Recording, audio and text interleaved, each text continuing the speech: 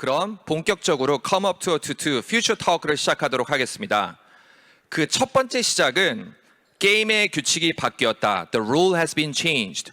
Road to Survival 이라는 주제로 패널 분들을 모시고 세션을 진행해 보겠습니다. 패널 분들이 무대 위로 올라오실 때 큰 박수 부탁드리겠습니다. 정현욱 비석세스 대표님, 최혁재 스푼 라디오 대표님을 무대 위로 모시겠습니다. 박수 부탁드릴게요.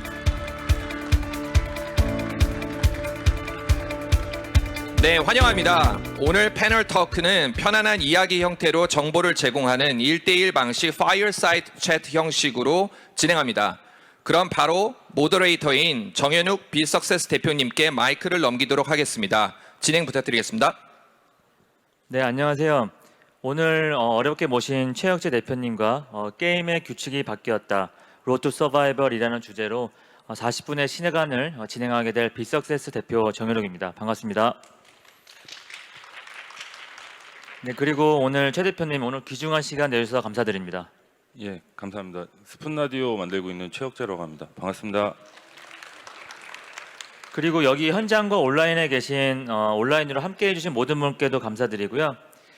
시작에 앞서서 이제 여기 계신 분들도 모두 아시겠지만 성장이라고 생각했던 기업이 문을 닫는 경우도 있고 그리고 어려운 상황에 놓인 기업들도 또 성장으로 바뀌는 패턴을 많이 보셨을 거고 앞으로도 계속 보시게 될 것 같습니다.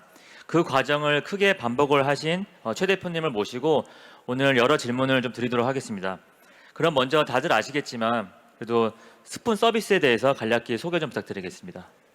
그 개인 라디오 방송 서비스고요. 그 2016년도에 한국에서 시작해갖고 현재 한국, 일본, 미국, 중동 지역에 서비스를 하고 있고 2019년도 마지막 투자 기준으로 그 포스트 밸류로 한 3천억 정도 가치를 인정받았던 서비스입니다. 예. 네, 감사합니다.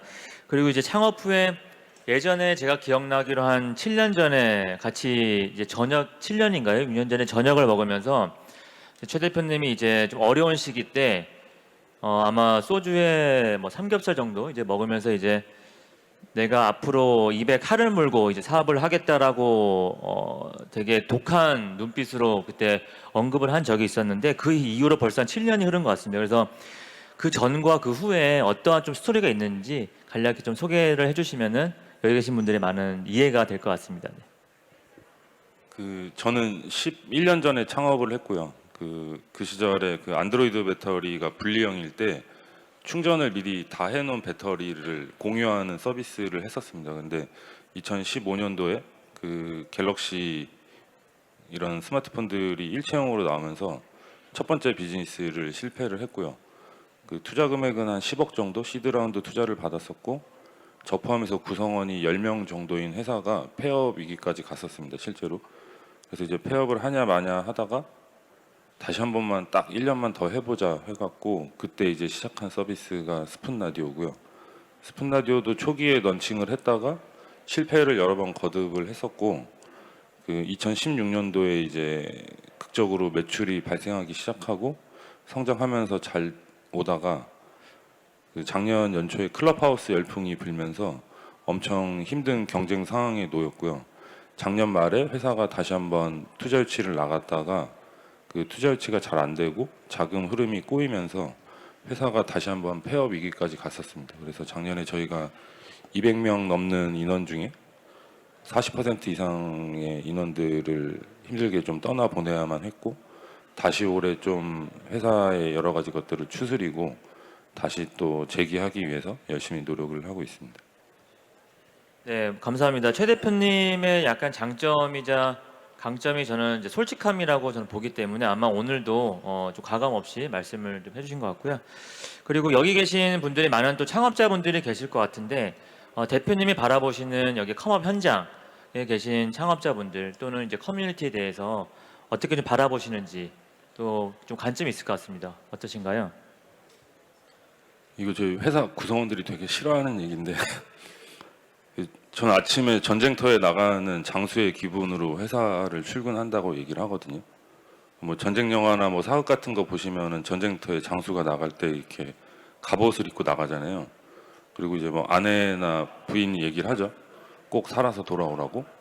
그 마음가짐으로 실제로 출근을 하고 뭐 예전엔 칼이나 총으로 싸웠지만 지금은 자금 또는 인재들과 여러 가지 비즈니스를 만들면서 저는 전쟁의 형태와 매우 유사하다고 생각을 해서 그 전쟁터에 나가는 장수의 마음으로 일을 하고 있고 여기 계신 분들도 각자의 비즈니스 카테고리에서 그 한 팀, 한 부대를 이끄는 장수의 역할을 하시는 창업자분들이 계실 텐데 그 전쟁 영화나 이런 것들 보시면 그 되게 막 호기롭게 전쟁터에 나갔다가 다 죽어 나가거든요. 그래서 뭐 이 컴업 행사뿐만 아니라 이런 행사에 제가 오셨다가 실제로 1년, 2년 지나면 절반, 그 또 남은 절반의 회사들이 사라지거든요. 나는 아니겠지라는 생각으로 다들 창업을 하시는데 실제로 뭐 우리나라뿐만 아니라 해외 여러 통계를 보면 95% 이상의 회사가 3년 내에 사라집니다.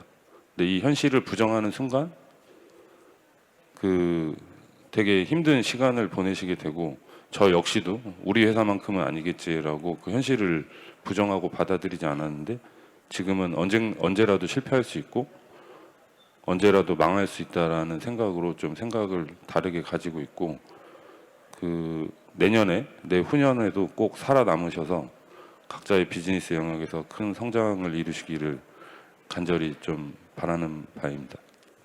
네, 감사합니다. 그러면 전쟁터라고 했을 때 약간 살아남는 장수가 있고 그리고 이제 패배하는 장수가 있지 않습니까? 그러면 살아남는 장수는 어떠한 마음가짐으로 전쟁에 임하거나 아니면 어떠한 전략으로 임했을 때 살아남는 장수가 될 수 있을까요? 이게 뭐 정답은 아닌데 제가 생각하는 살아남은 장수, 살아남은 회사들의 대표님들을 보면 공통점이 겸손하다는 건데요. 그러니까 자만하지 않고 겸손함이 뭐 대화를 하거나 회사에 묻어 나오고 스타트업 창업자분들 똑똑하신 분들 되게 많으세요. 뭐 좋은 학벌에 좋은 학교 또는 아니면 좋은 회사에서 엄청난 경력을 쌓고 이제 사회로 나와서 창업의 씬에 뛰어드시는데 여기는 이제 내가 몸담았던 회사의 여러 가지 지원 부서라든가 사람이라든가 이런 자금의 지원이 없는 진짜 망망대해거든요. 여기서 살아남으시려면은 어떻게 해야 되냐? 실제로 먼저 경험했던 창업자들이나 투자사분들의 피드백을 그 가감 없이 받아들이고 좀 겸손한 자세로 일하는 회사의 대표님들이 실제로 성공을 하셨고 성장을 하셨고 뭐 제가 뭐 존경하는 창업가 중에 한국의 배달의 민족의 김봉진 대표님이나 토스의 이승건 대표님이 있는데 사석이나 모임에서 이렇게 만날 때 항상 얘기를 해보면 정말 겸손하세요. 그리고 해가 지나면서 만날 때마다 아 저분은 또 성장을 했구나 라는 게 대화를 하면서 느껴지거든요. 근데 실패하거나 망한 회사들의 대표님들을 만나보면 오늘 만났으면 내년에 만날 때 똑같은 얘기만 하고 똑같은 사고방식만 갖고 계세요. 그리고 이제 그 회사는 사라지고 이런 것들을 10년 동안 되게 많은 회사들을 봐와서 저희 회사 그리고 스푼라디오 저도 그 겸손하려고 하고 되게 이런 것들이 몸에 배어서 그 항상 조심하게 이렇게 두드려가면서 일을 하고 이런 습관이 좀 배면서 그런 것들이 살아남는데 좀 도움이 됐던 것 같습니다. 네, 감사합니다. 그 다음으로 생존과 성장의 관계가 상호 보완 또는 반복적인 과정인 것 같습니다. 예를 들면 뭐 인생사도 그렇고 사업도 그렇게 항상 업앤다운이 있지 않습니까? 이런 생존과 성장의 관계에 대해서 대표님이 바라보시는 관점 또는 견해가 어떤지 궁금합니다. 그 영화 해바라기 명대사인데 이범수 대사 아시는 분 많으실 텐데 그 강한 놈이 살아남는 게 아니라 살아남은 놈이 강한 거라고 그 생존과 성장이 계속 공존을 하는데 그 생존을 하면서 성장을 하면 그 가장 좋은 케이스이지만 실제로 저도 그렇고 주변의 많은 스타트업들을 보면 이 두 가지가 한꺼번에 오지는 않습니다.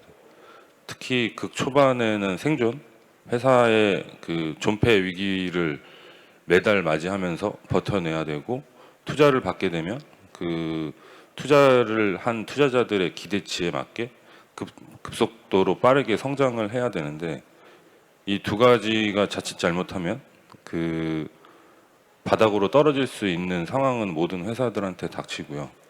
둘 중에 뭐가 중요하냐라고 생각을 해보면, 그리고 지금의 외부 환경을 체크해 보면 생존이 더 중요하게 그 시장의 환경이 변했고, 그래서 생존을 위한 여러 가지 고민 끝에 여러 가지 실행들을 해야 할 시기가 왔다라고 생각하고 있습니다.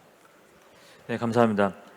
그 다음에 질문은 이제 스타트업하는 과정에서 저희가 뭐 다양한 미디어 또는 다양한 뭐 블로그 또는 다양한 매체에서 정보를 많이 전달하지 않습니까? 예를 들면 펀드레이징 하는 방법들, 뭐 채용하는 방법들.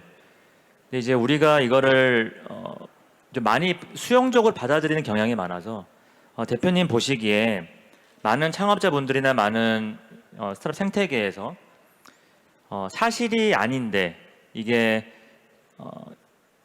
사실로 간주가 되고 있는 그런 뭐 사례나 또는 그런 뭐 팩트가 있다라고 하면은 짧게 공유해 주시면은 좋을 것 같습니다. 그 투자 시장이 좀 위축됐긴 했는데 그래도 뭐 하루가 멀다고 기사들이 쏟아지죠. 뭐 땡땡땡 회사 얼마 투자 받았다, 뭐 기업 가치 얼마. 그다음에 뭐 이제 금액이 커지면은 관심이 더 높아지죠. 뭐 어느 회사 1,000억이다, 5,000억이다, 조단이다 얘기하는데, 이거는 그 회사의 미래 가치를 판단해서 매긴 가격이고 그게 현실화돼 있는 현실의 가치가 아닙니다. 근데 이제 마치 그 가치가 그 실제 현재 가치로 사람들이 오해를 해갖고 뭐 반대 뭐 실례로 한 1,000억 정도의 기업 가치가 넘어가기 시작하면 창업자들이 되게 부자가 된 줄 아세요. 그 저는 지금 6년째 연봉이 동결이고요. 직장 생활 할 때보다 그 급여를 적게 받고 있습니다. 뭐 저랑 비슷한 상황에 계신 대표님들도 되게 많은데 회사를 위한 투자금을 받은 거지 그 대표의 개인의 자산이 늘어난 게 아닌데 이걸 좀 오해하시는 분들이 계시고요. 실제로 시리즈 B, C 때 투자 받고 나서 돈 빌려달라고 하는 연락을 많이 받았었고 이런 좀 오해가 있고요. 그 다음에 살아남은 회사들, 정말 소수의 회사들이 시리즈 A, B, C를 받으면서 성장을 하는데 이 반대편에 실패하거나 문을 닫는 회사들도 되게 많거든요. 그리고 그 힘든 과정을 겪으면서 저는 이게 정말 실전이구나, 전쟁이구나 얘기했던 게, 저는 그 자살이라는 안타까운 선택을 하신 대표님들도 여러 번 봤어요. 그러니까 사회적으로 그 낙인 찍히고 실패를 하면 용인하는 문화가 아직 한국에는 없기 때문에 그 창업을 했다가 실패했을 때 그 정신적으로 받는 그리고 경제적으로 받는 고통은 저도 뭐 간접 체험을 여러 번 해봤는데 그 사람이 버틸 수 있는 강도가 아니거든요. 그래서 이런 얘기들은 밖에 안 나오거든요. 뭐 주식도 마찬가지로 뭐 누가 얼마를 벌었네, 얼마를 벌었네, 누가 얼마를 잃었네, 이런 얘기들보다는 그 미디어나 사회에서 잘된 회사들 막 이렇게 얘기만 하고, 근데 실제로 이쪽 어두운 면, 힘든 면이 90% 이상인데 이런 쪽의 이야기들, 그다음에 이런 쪽의 상황들을 어떻게 회사들이 극복하고 있는지 이렇게 좀 보는 시각, 뷰를 좀 바꿔야 될 필요성이 있지 않을까. 그리고 지금 더더욱 그 외부 시장 환경이 안 좋아졌기 때문에 이런 것들을 현실로 받아들이셔야 된다고 생각을 하고 있고, 제가 지금 실제로 일주일에 한 번씩 한 번꼴로 폐업을 고민하거나 구조조정을 준비하고 계신 대표님들을 만나고 있습니다. 실제로. 그래서 뭐 뉴스에 나오고 있는 어디 스타트업 뭐 구조조정 아니면은 뭐 폐업, 그 대표님들을 실제로 만나고 있고요. 그래서 이게 지금 정말 현실이 녹록하지 않고 그 생존을 위한 과감한 결정이나 실행들을 하셔야 될 때가 왔다라고 보고 있고, 그 저희 투자사 중에 미국 투자사들이 꽤 많이 계시는데 아예 가이드라인이 내려왔습니다. 18개월, 최소 18개월에서 24개월 버틸 수 있는 그 현금의 흐름 구조를 만들어라. 그리고 필요하다면 구조조정, 레이오프도 해야 되고 비즈니스를 축소하거나 그 생존을 위한 준비를 미리 해두어야 된다. 근데 그 투자사분이 연초에 환율이 1,400원까지 갈 거라고 했을 때 제가 안 믿었거든요. 근데 1,400원 가는 거 보면서 신뢰도가 되게 올라갔고 지금 그분이 1,600원 얘기하고 계세요. 그래갖고 저희가 이제 해외로 나가는 자금도 많아서 이제 자금을 어떻게 해야 할까 막 이런 고민들을 하고 있고, 그리고 생존을 위해서 시간을 벌어 두시면 다시 성장을 할 수 있는데 생존을 하지 못하면 그 성장의 기회조차 오지 않기 때문에 이 순서를 좀 잘 생각해야 될 때가 정말로 왔구나, 그렇게 보고 있습니다. 네, 솔직한 답변 주셔서 감사드립니다. 그 다음으로는 약간 회사의 체형과 좀 인사 문화에 대해서 좀 넘어가도록 하겠습니다. 스푼의 경우 채용과 인사 문화가 생존과 성장에 어떻게 반영이 돼 있고 어떠한 관계 또 어떠한 유기적인 상호작용을 하고 있는지가 궁금합니다. 그 회사의 그냥 색깔이라고 보시면 되고요. 이거는 뭐 정답은 아니고 스푼 라디오는 그 겸손하고 정말 절대 포기하지 않는 끈기가 있으신 분들, 그리고 도전 정신이 투철하신 분들을 선호합니다. 그래서 인터뷰 때 이런 관련된 질문을 되게 많이 하고요. 그래서 그런 분들이 회사에 들어오시면은 핏이 좀 잘 맞고 같이 성장을 했던 경험들을 많이 했었고요. 그 똑똑하신 분들도 되게 많이 채용을 해봤습니다. 했었었는데 그 협업이 잘 안 되시는 분들, 이런 분들은 뭐 빠르게 이탈하시거나 성과를 내지 못하셨거든요. 그래서 그런 분들은 걸러내려고 최대한 노력을 하고 있고, 협업을 위주로 하시고 뭔가 그 포기하지 않는 근성 그리고 도전 정신 이런 것들 계신 분들 위주로, 이게 근데 찾아내기 되게 쉽지 않거든요. 그래서 저희도 뭐 10분을 채용을 하면 10분이 회사의 핏에 다 맞지 않거든요. 그래서 근데 이런 확률을 최대한 늘리기 위해서 뭐 여러 가지 질문을 계속 고도화한다든가 아니면 이런 방식들을 회사에서 꾸준히 시도를 하고 있습니다. 네, 그리고 나서 아마 채용을 하고 나서는 개인의 성과를 이제 다 평가를 하셔야 될 텐데 그 내부의 평가 프로세스가 어떻게 설정이 돼 있고 그리고 해당 내부 평가 프로세스도 변했을 것 같아요. 그 내부 평가 프로세스가 회사의 생존과 성장에 또 어떻게 작용했는지 또 궁금합니다. 그 소위 말해서 저성과자라고 하죠. 성과를 못 내신 분들의, 그냥 이제 제 개인적인 경험입니다. 성과를 못 내신 분들의 공통적인 특징이 자기 일은 잘했대요. 그래서 제가 회사에서 요새 어떤 얘기를 강조하냐면, 당신이 잘했다고 자기 입으로 얘기하는 거는 관심 없다. 동료들한테 그렇게 평가받아라. 그렇게 얘기를 하고 있고, 실제로 스푼 라디오에서 고성과자이신 분들은 자기는 되게 잘 못하는 것 같고 부족한 것 같다라고 자기 입으로 얘기하시는데, 동료들은 그 친구는 정말 뛰어나고 같이 일하고 싶고 협업할 때 시너지가 나는 동료라고 평가하거든요. 근데 후자의 인재인 케이스가 회사에 더 많은 도움이 되고 필요한 인재라고 저는 생각을 하고 있고, 그래서 저희는 2019년도부터 그 다면 평가, 그래서 매니저가 평가를 하고 동료들이 평가를 하고 후배들이 그 사람을 그 다면 평가하는 방식으로 평가 프로세스를 변경을 했고요. 그래서 자기가 나는 어떤 성과를 냈다고 얘기하는 것보다 동료들의 평가를 더 위주로 해서 평가를 하고 있습니다. 네, 감사합니다. 그 다음 질문은 많은 창업자분들이 느끼는 질문일 텐데 이제 스타트업이라고 하면은 성장과 직결돼서 우리가 좀 정의를 내리지 않습니까?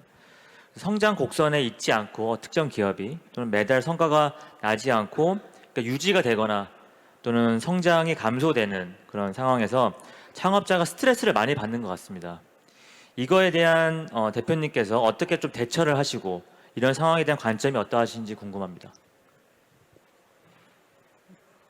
스푼 라디오도 지금 정체를 약간 벗어난 정도이고 작년이랑 재작년에 되게 정체였거든요. 그때 이제 원인들이 무엇일까라고 생각을 해봤는데, 대표가 변하지 않아서가 첫 번째 이유라고 생각을 했습니다. 저는. 그래서 제가 뭐 예를 들어서 절대 타협하지 않는 것들이 있었거든요. 근데 그 중에 이거는 좀 바꿔볼까? 이거는 다른 방식으로 생각을 해볼까? 이렇게 하면서 생각의 틀을 깨면서 회사가 그 정체의 늪을 빠져나올 수 있었고, 근데 뭐 이런 모든 것들이 그 회사가 정체라면 대표인 나부터 바뀌어야 되지 않을까? 근데 저도 고집이 엄청 세고 대표님들 보통 만나면 고집이 엄청 세세요. 그 고집이 있으셔서 창업을 한 거긴 하지만 내 회사가 내 서비스가 성장을 하고 있지 않다라고 하면 그 고집 중에 좀 포기하고 변화를 시도를 해야 되지 않을까? 그리고 제가 아까 앞서서도 말씀드렸지만 성장하고 있지 않은 스타트업의 대표님들을 만나면 작년이랑 올해랑 똑같고요. 올해랑 내년이랑 똑같고 그 생각의 틀이라든가 말씀하시는 대화의 주제들이 변함이 없거든요. 한결 같으세요. 그래서 그런 회사들을 많이 봐왔고 대표부터 좀 그 많은 것들을 내려놓고 많은 것들을 내려놓으려면 겸손해져야 되거든요. 그래서 그렇게 좀 생각을 바꿔야 그 회사의 성장의 정체라든가 그 상황을 헤쳐나가는 시작을 할 수 있지 않을까 그렇게 생각하고 있습니다. 되게 중요한 답변을 주셨는데요. 그거에 대한 혹시 대표님이 스스로를 좀 탈피를 한 뭐 사례 또는 그런 예시 몇 가지만 이렇게 개인적이든 아니면 뭐 기업적이든 좀 그런 사례가 있으시면 공유 좀 부탁드리겠습니다. 제가 10년 동안 회사에서 절대 그 변하지 않는 그 근무 원칙이 있었거든요. 그 스푼 라디오는 칼출근이었습니다. 예. 뭐 자율출근제 이런 거 없었고요.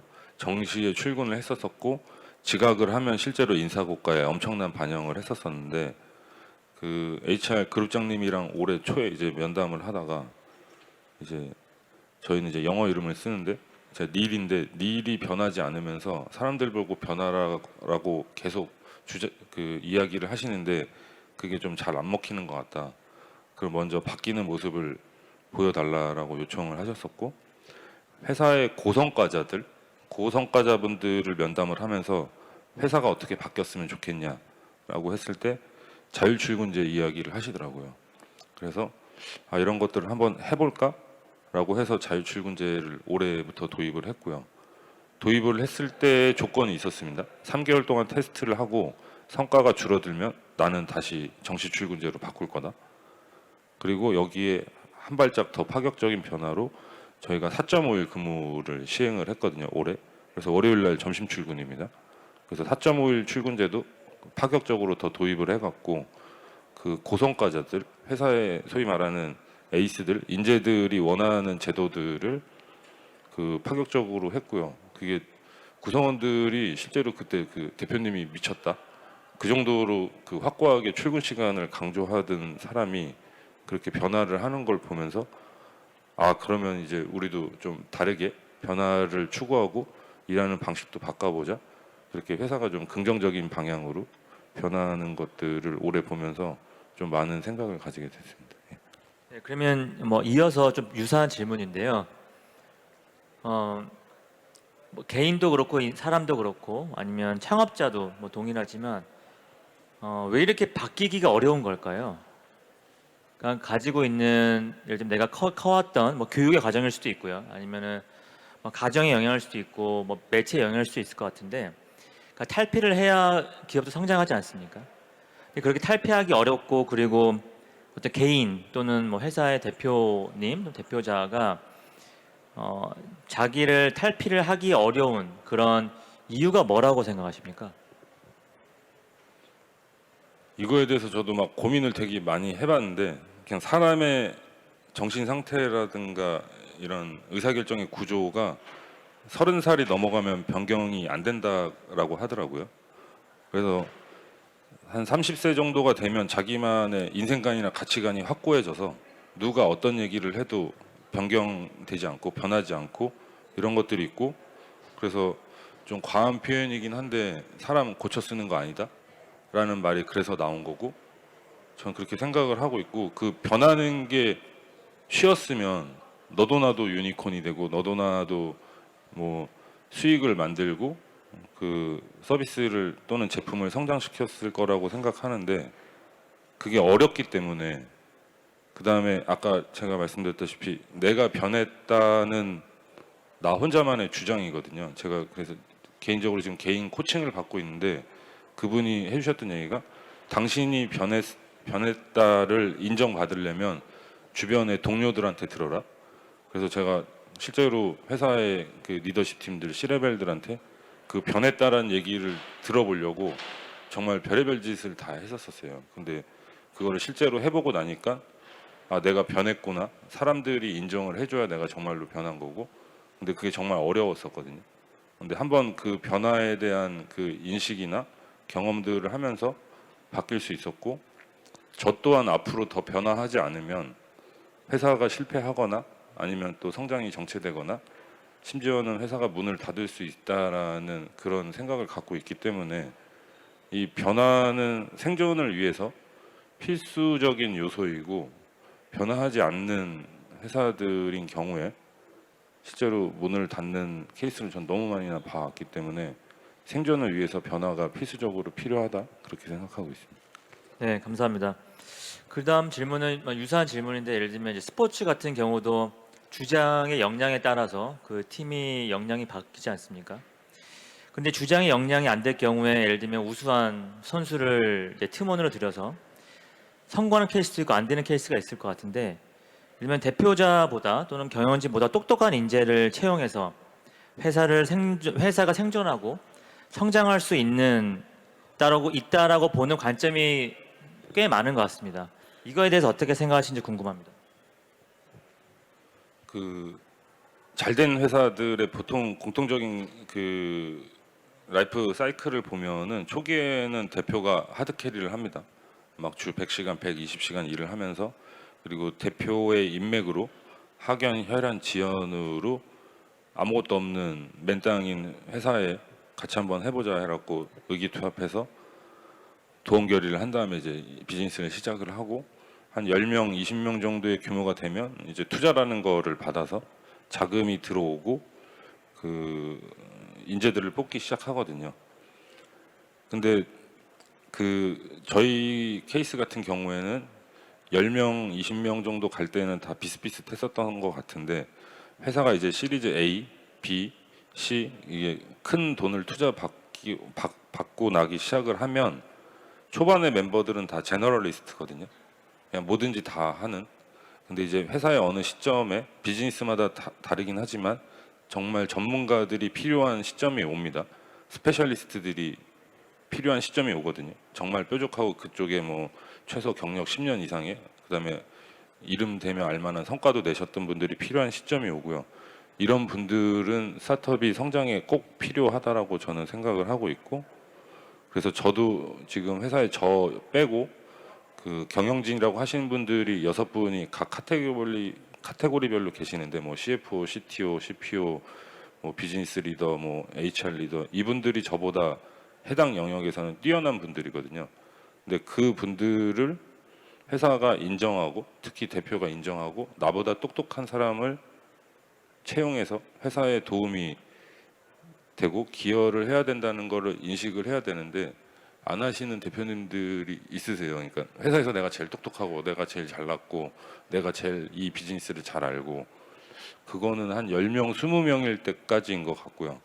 회사가 이제 투자를 받기 시작하면 나보다 뛰어난 사람을 회사에 어떻게 합류시키냐가 그 회사의 생존과 성장을 좌우한다라고 보고 있습니다. 네, 아주 소중한 답변 감사합니다. 그 다음은 조금 더 이제 일반적인 질문으로 다시 넘어가겠습니다. 실패라는 단어에 대한 정의를 어떻게 내리시겠습니까? 성장을 하려고 하는 이유는 성공하기 위해서잖아요. 근데 뭐 여러 통계나 외부의 뉴스들 보시면 보통 스타트업이 성공할 확률이 1% 미만이거든요. 그럼 99%의 회사들은 실패를 한다는 이야기인데, 그 성공한 1%의 회사들도 이 99%의 99번의 실패를 맞닥뜨리고, 저희도 회사에서 어떤 서비스 A라는 기능이 나가잖아요. 막 가설을 세우죠. 아, A라는 기능을 만들면 사용자들이 되게 좋아할 것 같다.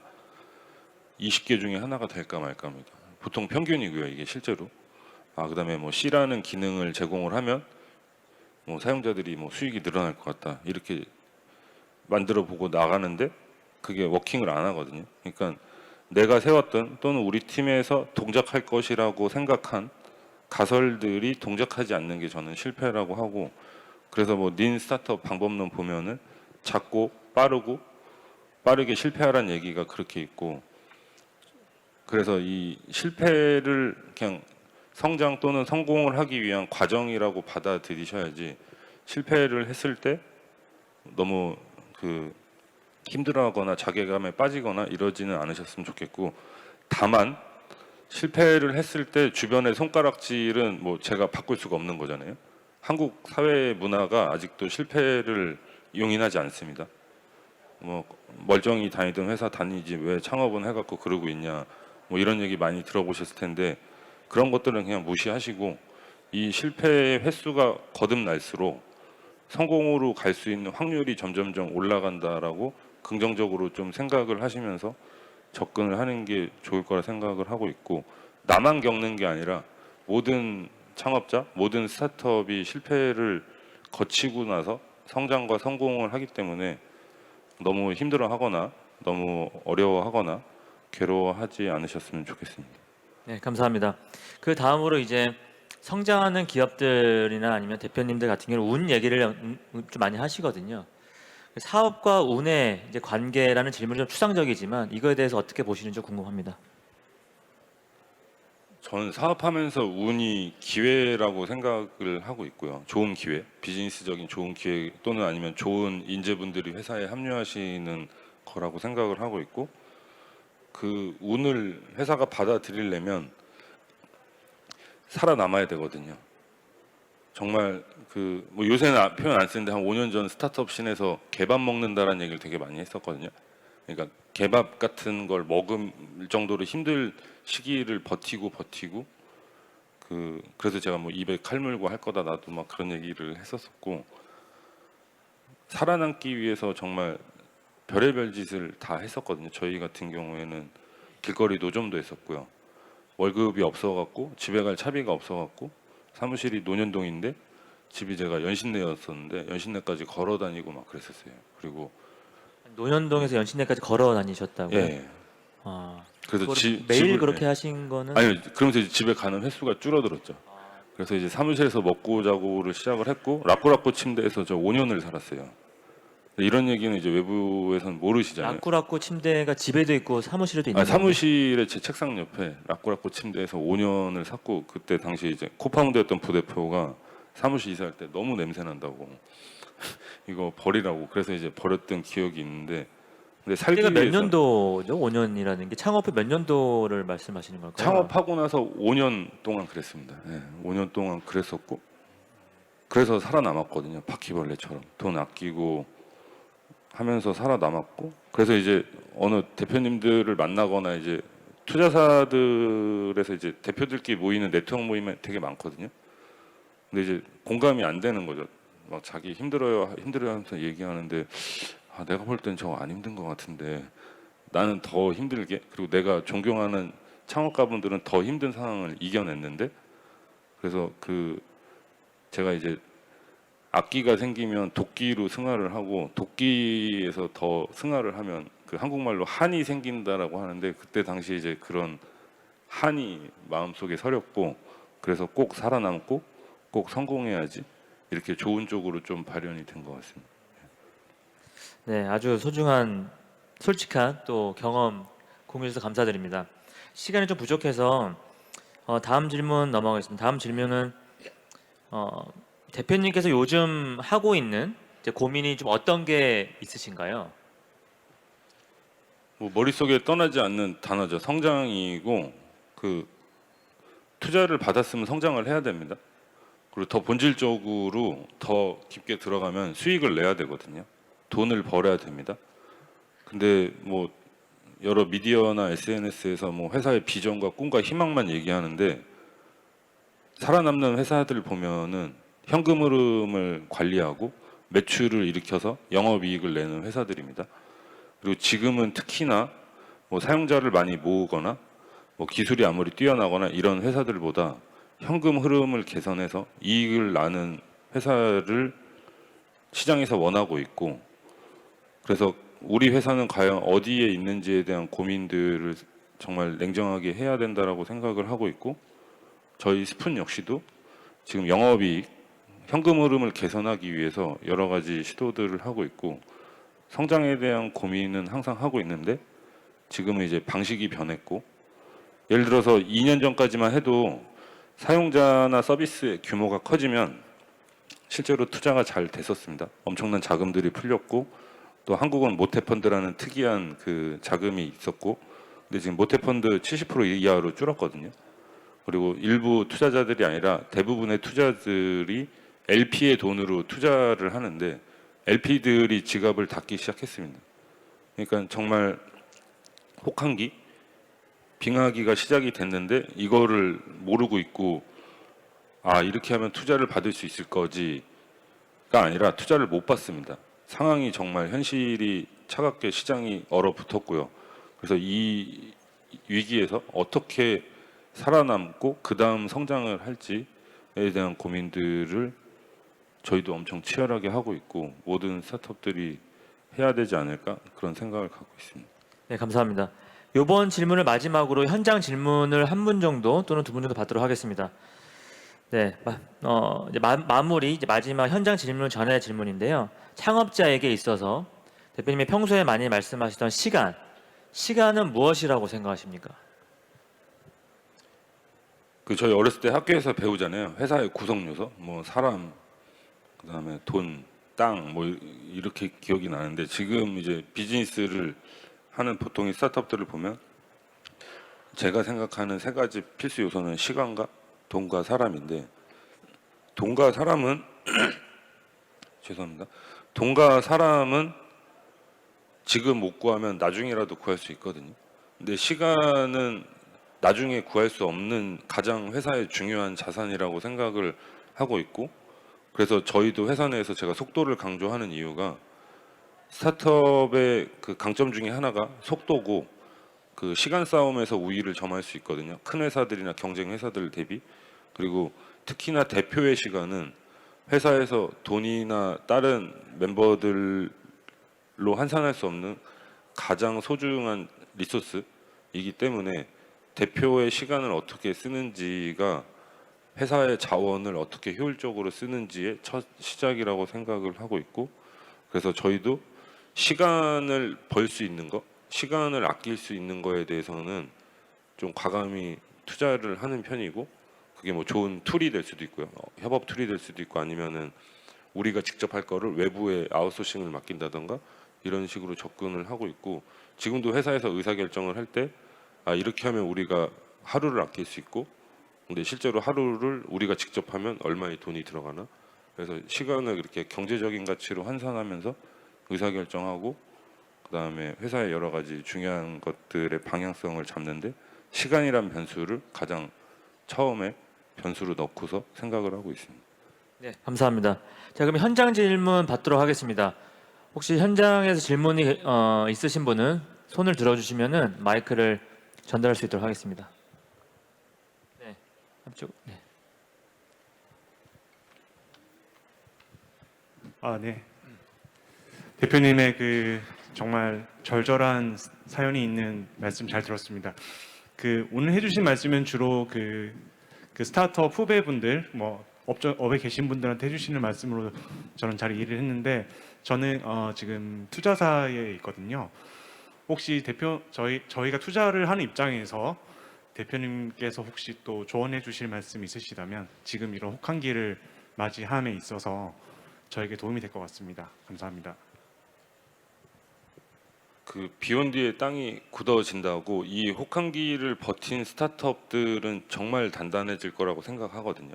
회사의 비즈니스의 구조도 그렇고 그 내부의 조직도 그렇고 물론 되게 힘든 고통의 시간을 보내야만 하고 뭐 구조조정이나 정들었던 동료들을 떠나보내고 매출이 준다거나 아니면 회사의 성장이 정체이거나 근데 이거를 버틴 회사들이 다시 뭐 1년이 될지 2년이 될지 모르겠지만 그때 시장에서 되게 높은 평가를 저는 받을 거라고 생각하고 있고요.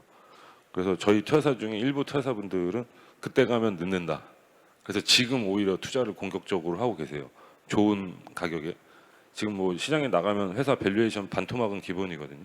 그러니까 좋은 회사를 지금 싸게 투자를 할 수 있다라고 해서 투자를 하고 계셔서 아, 저분들이 정말 선수구나 이렇게 생각을 느끼고 있고, 그래서 제가 만약 VC라면 저도 영업이익을 내기 위해서 힘든 결정을 하는 회사, 그리고 제가 오늘 좀 구체적으로 얘기하지 않았는데 구조조정이 정말 힘들거든요. 저도 막 힘들어서 막 정신과 상담도 받고 회사에 합류해달라고 제가 막 삼고초려했던 멤버들을 제가 나가라고 얘기를 했어요. 정말 사람 할 짓이 못 되고, 근데 이런 과정을 거치면서 회사를 살릴 수 있었고, 회사가 어떻게 하면 생존을 할 수 있나에 대한 정말 본질적인 질문으로 저도 변화하기 시작을 했기 때문에 이런 것들을 잘 헤쳐나가는 회사, 잘 버티는 회사들이 살아남고 이제 시장에서 높은 평가를 받지 않을까 그렇게 생각하고 있습니다. 네. 그럼 이제 시간이 이제 마무리가 돼서 마지막 질문을 좀 드리겠습니다. 마지막으로 이제 하루하루 열심히 살고 있는 수많은 창업자 분들에게 앞으로 좀 계속 말씀하셨지만 어떠한 준비와 마음가짐을 가져야 할지 마무리로 말씀을 좀 부탁드리고 종료하도록 하겠습니다. 저 이런 자리에 있으면 항상 똑같이 말씀드리는데, 제가 아까 그 정혁 대표님이랑 여기 DDP 행사장에 한 7년 전에 행사 때문에 온 적이 있었었는데, 그때 이렇게 참석했던 회사들 중에 한 90%는 사라진 것 같다. 여기 계신 분들도 1년, 2년, 3년 뒤에 회사가 없어질 수도 있고, 근데 가장 큰 위험은 나는 아니겠지라는 생각이거든요. 우리 회사는 아니겠지.